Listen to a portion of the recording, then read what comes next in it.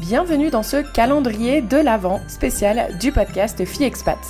Chaque jour, du 1er au 24 décembre, nous vous emmenons à la découverte d'une nouvelle destination à travers les yeux de femmes expatriées. Que vous soyez en train de planifier votre prochain voyage ou que vous résidiez déjà dans l'un de ces pays, vous trouverez ici des conseils pratiques et des idées pour explorer des lieux uniques et authentiques. Installez-vous confortablement et laissez-vous guider à travers ce tour du monde quotidien. Hello Kelly, j'espère que tu vas bien. Je te fais ces petits audios pour te dire les 5 choses qu'il y a à faire selon moi au Cameroun, en tout cas que je conseillerais. C'est une liste qui est hyper, c'est peut-être bateau, hyper, mais en même temps hyper personnel. Moi, quand je pense au Cameroun, c'est à ça que je pense dans les choses à faire. Clairement, j'ai pas tout fait dans ce pays. Il y a beaucoup de choses à faire. On dit que que le Cameroun est l'Afrique en miniature de par sa diversité culturelle, de par sa diversité aussi en termes de paysages.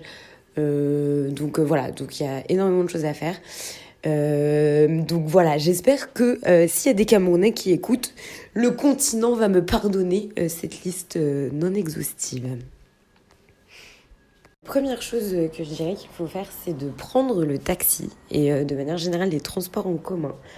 De toute façon, quand vous allez arriver à Yaoundé ou à Douala, c'est normalement une des premières choses que vous allez faire. Et clairement, je le conseille. Pourquoi les taxis ? Parce que les taxis se passent toujours 1 milliard de choses dans les taxis. Il y a toujours des discussions pas possibles sur absolument tout et rien. Et en fait, le taxi, les taxis partagés, c'est là où on apprend, en fait, je trouve, moi, les codes, un petit peu au Cameroun, les codes de communication. On apprend toutes les expressions. On apprend aussi toutes les insultes parce que les taximans et de manière générale, les Camerounais sont assez créatifs en termes d'insultes sans que ce soit vulgaire. Et ça, c'est une prouesse. Donc, vraiment, les taxis, c'est toujours un moment parfois frustrant, parfois très drôle. Et du coup, pour moi, c'est forcément une des choses à faire. On apprend à bâcher. Donc bâcher, ça veut dire être par exemple à 2 sur une place de 1. On apprend à négocier, donc hyper important de savoir négocier. Donc vraiment les taxis et de manière générale, même les bus pour voyager, chose impérative à faire. La deuxième chose à faire, toujours dans cette ambiance de ville, je dirais que c'est sortir la nuit dans les bars et les boîtes de Yaoundé. Donc voilà, les gens qui préfèrent Douala, et il y en a beaucoup, enfin en tout cas la vie nocturne de Douala ne seront pas d'accord avec moi, mais moi c'est Yaoundé. Donc sortir à Yaoundé, donc aller à Biémassi, aller à Essos, il y a beaucoup de bars, de toute façon il y a des bars partout, hein. La musique, la danse, c'est pas quelque chose qui manque, la bière, ce n'est pas quelque chose qui manque au Cameroun. Donc dans tous les cas, passer une nuit dehors à danser, hyper important. C'est trop bien parce que pour le coup les gens dansent vraiment.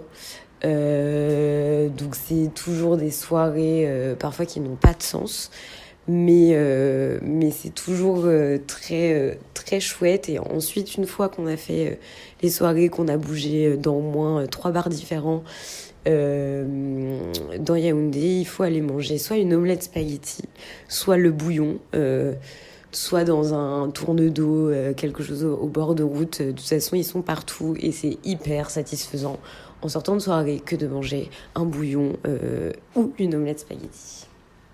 Après s'être un petit peu épuisé dans la ville et dans le tourbillon de la ville, je dirais qu'il faut absolument faire une balade en forêt. Donc le Cameroun ne manque pas de forêt, il y a quand même la forêt équatoriale, et sinon il y a la brousse. Moi j'étais dans le centre, donc il y a quand même de la brousse.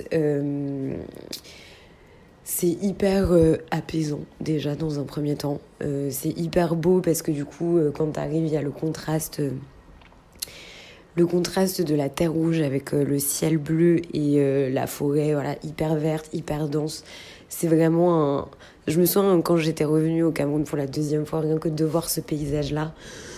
Mon Dieu, la reconnaissance qui montait en moi et le sentiment de satisfaction, c'était vraiment trop chouette. Et du coup, ouais, voilà, se balader en forêt, il y a plein d'animaux. c'est hyper beau. Et non, il y a vraiment un truc avec la forêt. Moi, j'ai pas l'habitude de marcher en forêt. Et celles du Cameroun, elles sont hyper impressionnantes. Et c'est une expérience, même si elle peut sembler un peu lambda, moi, je pense qu'elle est impérativement à faire.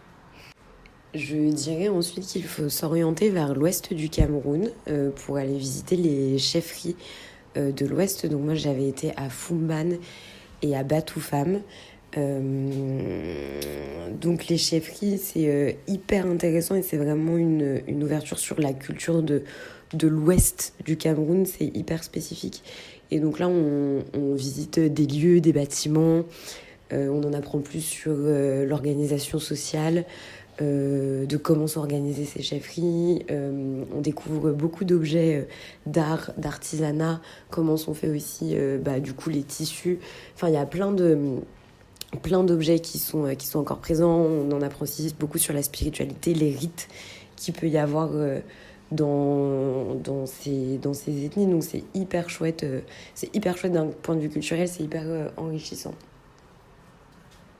Je voudrais aussi que les chefferies, c'est aussi elles jouent encore en fait un rôle politique et définitivement social aujourd'hui. Donc en fait, c'est vraiment en apprendre sur l'histoire du Cameroun, l'histoire passée, mais aussi de ce qui se passe dans l'histoire présente. Donc c'est vraiment ça qui est aussi très intéressant. Et enfin, je terminerai par Kribi. Kribi-la-Belle, qui est une ville dans le sud du Cameroun, donc c'est une ville qui est en bord de mer. C'est un endroit qui est hyper chill, parfait pour aller se poser un week-end ou une semaine ou plus encore si on a envie et qu'on veut s'échapper de la ville. Kribi, c'est un endroit où il faut absolument manger. C'est une des choses d'ailleurs principales qu'il faut faire, et se baigner, mais manger en premier. Enfin, pour moi, c'était manger. Tu manges des crevettes avec la sauce à la caribbeenne, c'est si bon. Les gambas, de toute façon, c'est les meilleures gambas que j'ai jamais mangées de ma vie. Parce que la manière dont elles sont préparées et comment elles sont trop bonnes. Il y a le poisson aussi, le poisson braisé qui a été pêché 2 heures avant et qu'on vient de servir alors que tu as les pieds dans le sable et que les mamans ont bien évidemment braisé avec beaucoup d'amour. Kribi, c'est aussi l'occasion de se poser pour manger ce délicieux repas devant les chutes de la Lobé. Donc c'est une cascade et en fait après elle se jette dans la mer et c'est vraiment trop chouette de se poser ici. Bon, faut être un petit peu patient pour attendre son repas, mais honnêtement, ça vaut carrément le coup. Donc Kribi, immanquable. Immanquable, on ne peut pas ne pas aller à Kribi. C'était donc mes 5 recommandations des choses à faire au Cameroun. J'espère que ça t'a plu. J'espère que c'était quand même assez précis et que ça va donner envie d'aller découvrir ce pays dans lequel on ne s'ennuie absolument jamais, à aucun moment. Merci d'avoir voyagé avec nous aujourd'hui.